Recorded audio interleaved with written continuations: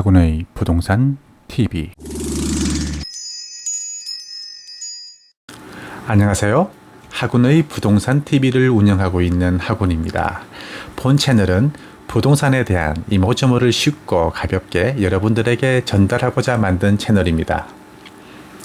전문성을 띠고 심도 깊게 여러분들을 부동산 전문가로 만들어 드리는 건 아니고요. 가볍게 적당히 대충 쉽게 그렇게 알아두면 어디 가서 무시당하고 들어오지 않을 정도로, 혹은 모임에서 부동산 관련 이야기가 나왔을 때 내가 좀 알지 얘들아? 하고 안면 근육에 힘을 주지 않고도 어깨에 자연적으로 뽕이 들어가는 딱 그 정도로만 훑어드릴까 합니다. 깊이 들어가면 내 머리가 폭파하거든요. 요건 비밀. 말이 길면 채널이 돌아갈 테니 자, 본론으로 들어가겠습니다. 오늘은 첫 순서로 주거급여제도에 대해 알아볼 텐데요. 주거급여제도가 뭐지? 하고 생소하신 분들 많으시죠? 주거급여제도는 주거비 문제로 고뇌에 찬 삶을 살고 있는 저소득 계층에 정부가 직접 주거비를 지원해주는 제도입니다. 그렇다면 지원받을 수 있는 저소득 계층의 기준은 어떻게 될까요? 신청자의 소득이 대한민국 중위소득의 45% 이하일 때 지원 가능하다고 하는데요. 이것을 월 소득으로 환산해보면 1인 가구는 79만여 원, 2인 가구는 134만여 원, 3인 가구는 174만여 원, 4인 가구는 213만여 원, 그렇게 해서 최고 7인 가구 332만여 원으로 단계별로 월 소득액이 정해져 있습니다. 가구당 월 소득이 이 금액 이하여야지 주거급여제도의 혜택을 받을 수 있다는 얘기죠. 그렇다면 지원은 어떻게 이루어질까요? 크게 임차가구 지원과 자가주택 지원으로 나누어 볼 수 있는데요.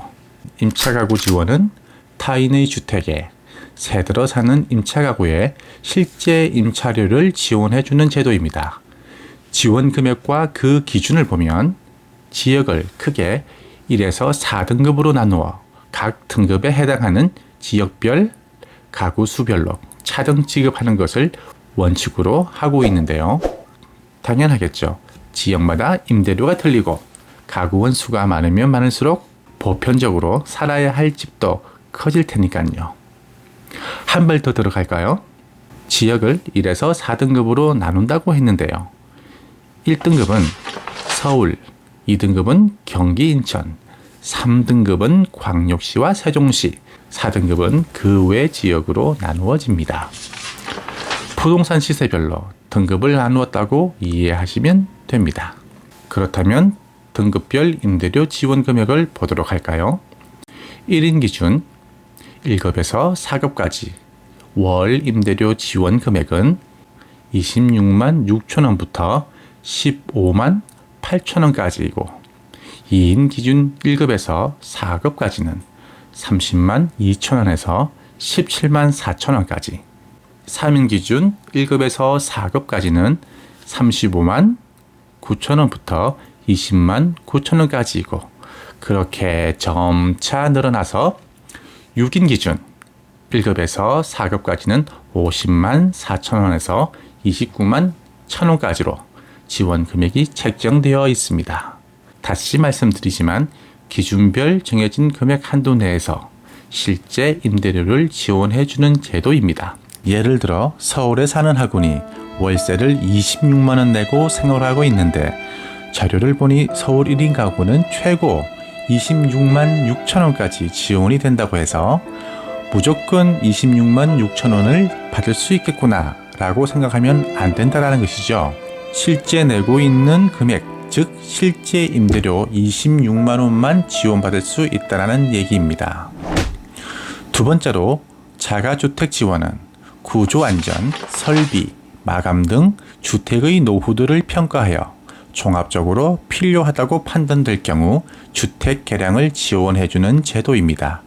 단 신청자의 소득 인정액이 위에서 말씀드렸던 생계급여 신청 기준을 초과한 경우 자기 부담분을 차감한다는 사실을 잊지 말아야겠네요. 자, 이번에는 주거급여 지원 절차에 대해 알아보도록 하겠습니다. 우선 신청자가 주거급여를 신청하게 되면은 소득 및 재산 조사는 물론 주택 조사를 거쳐 지원 여부를 결정하게 되는데요. 우선 읍, 면, 동 사무소에 신청 접수를 하고 이후 시, 군, 구에서 소득 및 재산 조사를 실시합니다. 그리고는 LH에서 주택 조사를 거쳐 보장 및 지급을 결정 짓게 되는 것인데요. 유의할 점은 한국토지주택공사 즉 LH에서 주거급여 지급을 결정하기 위해 임대차 계약관계, 주택 상태 등을 조사하는데 이때 안내문을 발생 후 담당자가 가구 방문을 하게 됩니다. 그런데 간혹 조사를 거부하는 분들이 있다고 하는군요. 이렇게 되면 급여가 지급되지 않을 수 있으니 꼭 조사에 임하시기 바랍니다. 설명드렸던 절차를 모두 거치고 지급이 결정되었다면 어떤 식으로 지급이 되는지 그리고 지급 시기는 어떻게 되는지 알아봐야겠죠? 우선 지급 시기는 임차급여 개시일을 기준으로 매월 20일 날 지급된다고 하는데요. 만약 20일이 토요일이거나 공휴일일 경우 그 전날에 지급된다고 하니 편안한 마음으로 기다리시면 되겠습니다. 아, 돈은 어떻게 들어오냐고요? 원칙적으로는 수급자, 즉 신청자 명의의 통장으로 들어오는데요. 단 신청자가 공공임대주택에 거주하는 경우에는 임대인 명의의 계좌로 다이렉트로 쏴주는 경우도 있다고 합니다. 그렇다면 만약 월차임을 연체했다면 어떻게 될까요? 정부가 지원해주는 주거급여는 월세의 일부를 국가가 지원해주는 것이지 월세 전액을 보장해주는 제도는 아닙니다.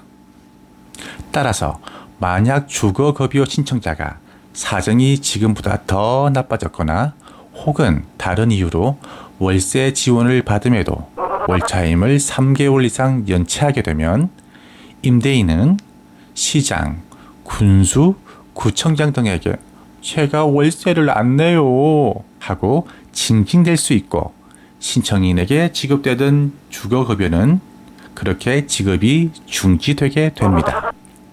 그리고 이후 임대인이 원하면 주거급여를 신청인 명의에서 임대인 명의의 계좌로 변경해서 지급하게 되는데요. 만약 신청인이 다시 자신의 계좌로 급여를 받고 싶다면 3개월 이상 연체된 금액 중에서 주거급여에 해당하는 금액분을 임대인에게 납부하였음을 확인하는 경우나 또는 주거급여 중지가 결정난 그날이 임대차 계약 기간이 만료되는 달에 포함되어 있는 경우 이런 경우에는 다시 신청자 본인의 계좌로 주거급여를 받을 수 있습니다. 이런 일이 발생하지 않도록 월세는 미루지 말고 꼬박꼬박 잘 내야겠죠? 마지막으로 신청 시 필요한 서류에 대해 말씀드릴게요. 신분증, 임대차 계약서, 통장 사본, 소득, 재산 신고서, 그리고 사회보장 제공 신청서 및 금융정보 등 제공 동의서 등인데요. 고민하지 마세요. 서식은 주민센터에 다 있으니까요. 신청자가 바빠서 못 가시면 대리 신청도 가능한데요. 대리인은 신청인의 위임장, 본래 신청인의 신분증 사본, 대리인의 신분증을 지참해서 가시면 됩니다. 아무리 지원 정책이 좋아도 내가 해당하지 않으면 아무런 의미가 없겠죠. 내가 해당하는지 아닌지 확인하는 게 사실 가장 우선입니다. 확인은 간단하게 마이홈 홈페이지에 들어가셔서 확인 가능하니 참고하시기 바랍니다. 자, 이것으로 주거급여에 대한 적당한 안내를 마칩니다.